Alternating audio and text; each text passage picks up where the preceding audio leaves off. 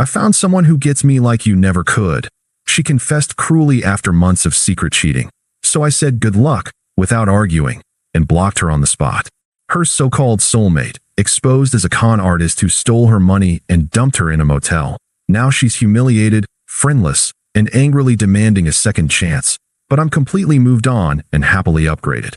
Hey viewers, before we move on to the video, please make sure to subscribe to the channel and hit the like button if you want to see more stories like this. Thanks. Hey Reddit, throwaway account for obvious reasons. I'm a 34-year-old guy who's been lurking here for years, but never thought I'd be posting my own story. This all went down about 2 years ago, and looking back, it's wild how something that shattered me at the time turned into the best thing that ever happened. If you're here for a tale of betrayal, quiet revenge through living well, and some serious karma, buckle up. I'll try to keep it detailed but not ramble, aiming for that YouTube narration vibe where you can almost hear the dramatic pauses. Let me set the scene. My name's Alex, fake, duh, and I was in a 3-year relationship with Emily. We met through mutual friends at a casual get-together in the city where we both lived. I work in tech, steady job as a software developer, good pay, nothing flashy but reliable. Emily was an aspiring artist, always chasing her next big break with paintings and digital designs. She had this vibrant energy that drew me in from day one. I fell hard, and I showed it by being the rock she needed. From the start, I was all in. When she lost her job at a graphic design firm about a year into us dating, I didn't hesitate. I covered her rent for months while she found her footing. I'd come home after long days coding, and there she'd be, stressed about her portfolio. I'd make her tea, sit with her, and brainstorm ideas. We've got this, I'd say. Your talent's going to shine. Flashback to one night. She was in tears over a rejected commission. I skipped my own work deadline to help her revise it, staying up until 3 a.m. We submitted it together, and when it got accepted, she hugged me like I was her hero. Those moments made me feel like we were a team. But looking back, the signs were there. Emily started getting distant around our 3rd anniversary. She'd spend hours on her phone, giggling at messages. I'd ask what was up, and she'd brush it off, just memes from friends. Then came the subtle digs. One evening, we were out for dinner, and she posted a story on social media about needing more adventure in life. It felt pointed, but I chalked it up to her artistic mood swings. I sacrificed a lot, turned down a promotion that would have required travel because she said she needed me close. Stability matters, I told myself. But stability wasn't exciting enough for her, I guess. The bomb dropped one Friday night. I came home early from work, planning to surprise her with takeout from her favorite spot. The apartment was quiet, but her laptop was open on the couch. Curiosity got me. I wasn't snooping, but a notification popped up. It was an email from some guy named Jake, with a subject line that read, "Can't wait for our weekend getaway." My stomach dropped. I clicked it. Yeah, I know, privacy invasion, but intuition screamed. It was flirty as hell, talking about how they connected so deeply on that dating app she swore she deleted ages ago. Attached were photos, intimate ones. They'd been seeing each other for months. My heart raced. I felt like the air got sucked out of the room. How could she? After everything I'd done? I sat there, staring at the screen, replaying every late night she said she was at the studio.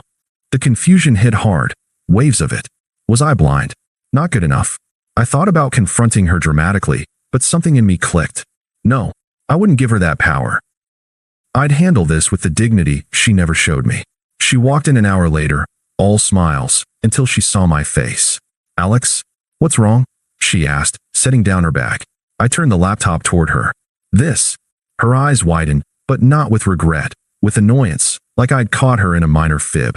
She sighed, crossing her arms. "Okay, fine. We need to talk." That led straight into the breakup conversation. It was brutal, Reddit. She didn't even pretend to be sorry at first. We sat at the kitchen table, the takeout growing cold between us. I kept my voice steady, even though inside I was crumbling. "So who's Jake?" I asked. Emily leaned back, fiddling with her necklace, the one I'd bought her for our 2nd anniversary. "He's someone I met online. We started talking as friends, but it grew. Alex, I found someone who gets me. Like, on a soul level. You and I, we're comfortable, but Jake? He excites me. He understands my creative side without me explaining it." I stared at her, processing. "You've been cheating. Physically." She nodded, not even flinching. "Yeah, a few times. But it's not about you being bad. It's about me needing more. You're so routine. Work, home, repeat." Jake travels, he has stories. He makes me feel alive. I deserve that, don't I? We've been drifting anyway. You must have felt it. Her words stung like hell. Drifting? I'd been holding us together. But her logic was twisted, like she was the victim here. So, you're justifying this because I'm reliable? I said, keeping my tone flat. Exactly, she exclaimed, as if I'd finally gotten it. Reliable is great for bills, but not for passion. Jake gets my art. He even invested in one of my pieces. You always said play it safe with my career. He encourages risks. This is about my happiness, Alex. I can't stay in something that's holding me back. I felt the anger bubble, but I swallowed it. No yelling, no begging. That wasn't me. Holding you back? I paid your rent when you were unemployed. I skipped opportunities for us. She rolled her eyes, actually rolled them. See? That's the problem. You're always bringing up what you've done, like I owe you. Relationships aren't transactions. Jake doesn't keep score. He just flows with me. Hypocrisy at its finest. She was bragging about this guy like he was her upgrade, while dismissing everything I'd built for us. So you're leaving? I asked. Yeah, she said, smug now, standing up. I'm moving in with him next week. He's got this amazing loft downtown. We'll make it work. You'll be fine. You're the stable one, right? I nodded slowly. Good luck with that, Emily. She paused, expecting more, maybe tears or pleas. But I stood, grabbed my keys, and walked to the door. Wait, that's it, she called after me. Yeah, I said over my shoulder. That's it. I left the apartment, drove to a hotel, and blocked her number right there in the parking lot. No texts, no calls, nothing. The silence hit me like a truck, but I didn't break it. That night in the hotel room was rough. I lay there, staring at the ceiling, replaying her words. Someone who gets me. What did that even mean? I'd been there through her lows, celebrating her highs. Flashback to her first art show. I drove her there, helped set up, and when she sold nothing, I bought one of her pieces anonymously to boost her confidence. She never knew, but it made her smile for weeks. The next few days blurred into confusion. I crashed at a buddy's place while arranging a new apartment across town. Work became my anchor. I dove into projects, staying late to avoid the empty evenings. But the unfairness gnawed at me. Why did she get to walk away smug while I picked up the pieces? I questioned everything. Was I too boring? Too safe? Internal debates raged. Maybe if I'd been more adventurous. No, this was on her. Weeks turned into months. I didn't reach out, didn't stalk her online. Dignity meant detachment. I hit the gym, something I neglected for her schedule. Pounds dropped, confidence built. I took that promotion I'd passed on before, more money, more responsibility, but it felt earned. Hobbies resurfaced, reading sci-fi novels late into the night, joining a local hiking group. Friends noticed the change. You seem lighter, one said. But the silence wasn't easy. There were nights when the betrayal replayed like a bad movie. I'd wake up angry, then sad, then numb.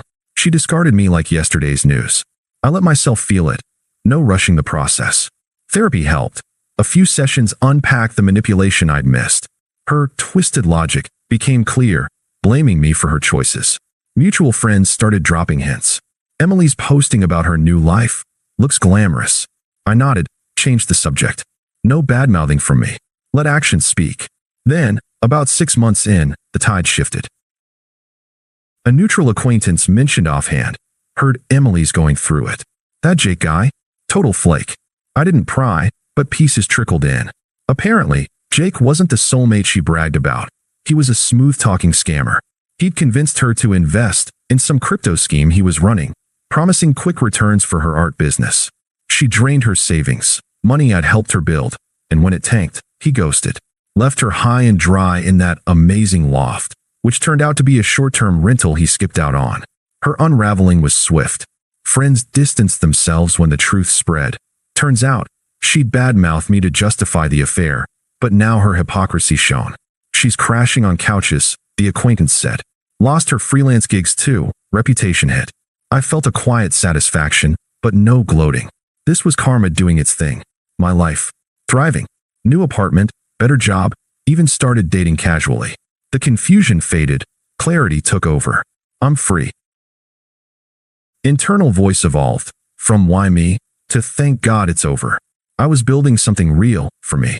The karma hit her harder than I could have imagined, and honestly, it unfolded without me lifting a finger. About 8 months after the breakup, I got the full scoop from a mutual friend. Let's call him Mike. who wasn't in her inner circle but heard the gossip through the grapevine. Mike and I were grabbing coffee one afternoon, catching up on life. He mentioned it casually, like it was just another update. "Hey, you hear about Emily? Sounds like that Jake dude was bad news." I raised an eyebrow but kept it neutral. "Not really. What's the story?" Turns out, Jake wasn't the worldly traveler with deep connections she'd raved about. He was a con artist, preying on creative types like her through online forums and dating apps. He'd spun tales of investing in art startups, convincing her that pooling their money would launch her career. She handed over everything. Her savings, which included some cash I'd loaned her during her unemployed phase, and even maxed out a credit card for his surefire crypto venture tied to digital art NFTs. It was all smoke and mirrors. The investment vanished overnight, along with Jake. He ghosted her, changed his number, and probably moved on to the next mark. Emily was left devastated. The loft, evicted after 2 months of unpaid rent. She ended up in a dingy motel on the outskirts of the city, scraping by on odd jobs while her freelance gigs dried up. Word spread fast in our old social circles. Her posts about the amazing new life turned into desperate pleas for help, and people saw through the facade. Mutual friends who'd initially defended her, "She's just following her heart," backed off when the hypocrisy hit. She'd painted me as the boring villain to justify the affair, but now she looked like the fool who'd thrown away stability for a scam. Isolation set in. Even her family, who I'd always gotten along with despite their meddling, couldn't bail her out fully. I didn't revel in it outwardly, but inside, it felt like justice. Not revenge, just the universe balancing the scales. She'd bragged about finding someone better, and now she was discarded, broke, and irrelevant in the world she'd chased. Meanwhile, my days were filled with purpose. That promotion led to leading a team, and I'd met Sarah through the hiking group, a kind, grounded woman who appreciated reliability without demanding flash. We weren't serious yet, but it was easy real. The irony wasn't lost on me. Emily chased excitement, and it left her in ruins, while my routine built a foundation that was unshakable. The attempts to crawl back started small, about a year post-breakup. First came the texts, from a new number, since I'd blocked her old one. I was at work when my phone buzzed. Unknown sender. "Alex, it's Emily. I know I don't deserve this, but can we talk?" Things went south with Jake. He wasn't who I thought. I missed what we had. I read it, felt a flicker of old anger, but deleted it without replying. No sympathy, no engagement. That was her mess. A week later, the calls ramped up. My phone rang during dinner one night. I let it go to voicemail. "Alex, please pick up. I made a huge mistake. Jake scammed me, took everything. I'm in a bad spot, staying at this awful motel. Remember how you always helped me through tough times? I need that now. Call me back." Her voice cracked, but it didn't move me. Desperation was setting in, laced with that same entitlement. I blocked the number again. Then came the intermediaries, her friends and family, just as toxic as promised. First was her sister, Lisa, who I'd never liked much. She was always pushy, treating Emily like a princess who could do no wrong. Lisa messaged me on social media. "Hey Alex, it's Lisa. Emily's really struggling. That guy was a total jerk, left her broke. You two were good together. Why not give her another shot? Holding a grudge makes you look petty." I responded curtly, "Not interested. Don't contact me again." Blocked. Next, a couple of her old friends piled on. One, Tara, called me directly. "Alex, come on. Emily's crying every day. She knows she screwed up, but life's short. You were always the nice guy. Forgive her. She's learned her lesson." "Nice guy?" I said, keeping my voice even. "That's what got me here. No thanks." Click. Hang up. The peak was when Emily showed up in person. I was leaving the gym one evening, towel over my shoulder, when I saw her waiting by my car. She looked rough, hair unkempt, clothes rumpled, eyes red from what I assumed were tears or lack of sleep. "Alex," she said, stepping forward. "Please, just hear me out." I stopped, keys in hand, but didn't unlock the door. "What do you want, Emily?" Her words tumbled out, desperate now. I was wrong. So wrong. Jake was a liar. He took all my money, ghosted me. I'm alone, Alex. No one gets me like you did. I see that now. We had something real. Let's try again. I'll make it up to you. I shook my head. You found someone who got you, remember? This is the consequence. She flushed, anger creeping in. Consequence? You're enjoying this, aren't you? Acting all high and mighty while I'm suffering. I thought you cared about me. Cared, I corrected. Past tense. You made your choice. Her voice rose, true colors showing. Fine, be heartless. After everything, you just block me and move on? You're pathetic if you think you can do better. I unlocked the car, got in, and drove away without another word. Her shouts faded in the rear view. That was the shift, desperation to rage, exposing the hypocrisy she'd hidden before. The final nail came at our mutual friend Mike's wedding, about 18 months after the split.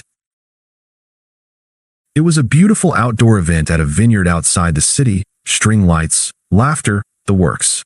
I'd brought Sarah as my plus one. We'd been dating seriously for a few months by then. She was everything Emily wasn't, supportive, honest, excited about my routine life because it meant building together. I was at the bar, grabbing drinks, when Emily appeared. She looked even more worn, thin, forced smile, dress that didn't quite fit right.